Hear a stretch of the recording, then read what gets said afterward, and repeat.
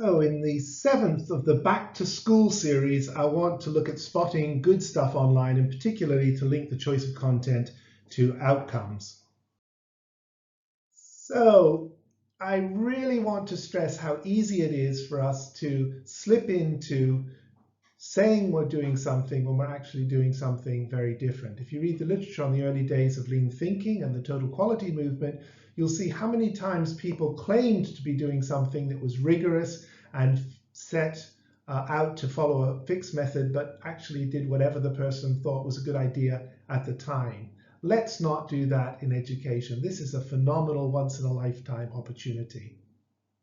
Our learning framework here is a three-step process. Assimilative learning, what students do for themselves, by themselves, discursive learning, what students do with you, and stretching assessment, which helps both of you to work out how much value has been added by the process. And we're sticking to that on the left-hand side, looking at the red stuff. So how am I going to find the sort of resources that I want to find? And the question is, well, how do you find anything these days? And usually you've got your own method of searching using keywords and just having fun out there. And you probably share stuff with colleagues, they share stuff with you, and slowly you build up whatever it is that you're looking for in the area that interests you.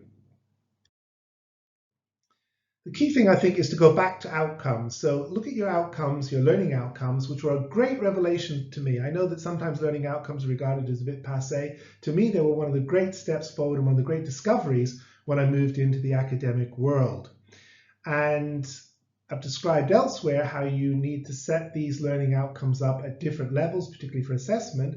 So for instance, if one of your learning outcomes is to be able to select and apply any appropriate method, then at the basic pass level, you might say that the learning outcome is to be able to select one of the methods that have been taught and to get it right. And you may even say get it right once. You may give the student several goes at getting it right. Students on the pass-fail threshold will be struggling, and what you want to make sure is that they can get it right, not that they get it right every time or that they get it right superbly well. But that's up to you how you set that threshold. And you'll set each of your learning outcomes up that way. Now, many modules that I've seen have got loads and loads of learning outcomes. And basically, if you're up to about 10 learning outcomes, you need to hide overseas somewhere where they can't get you back in your institution to finish off the module. Your module is a disaster. It's not a designed process.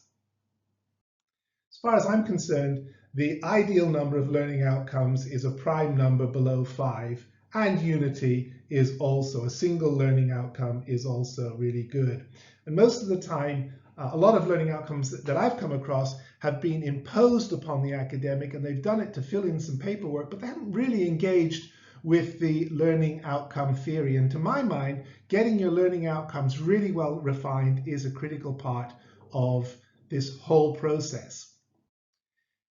If you can reduce your learning outcomes to pass level statements, you can also do that for your C level statements, your B level statements, your A level statements, and your A star or A plus level statements. And at that stage, you are looking to really inspire your students. And that's perhaps the most important category, that stuff that gets their imaginations going, perhaps even inspires a sense of humor because they can see the little jokes that go with making unexpected connections in the subject matter. I think at the bottom level, you're really talking about stuff that conveys knowledge. At the top level, you're seeking to draw people in a really motivational way towards the deeper insights and secrets of the subject that you're teaching them.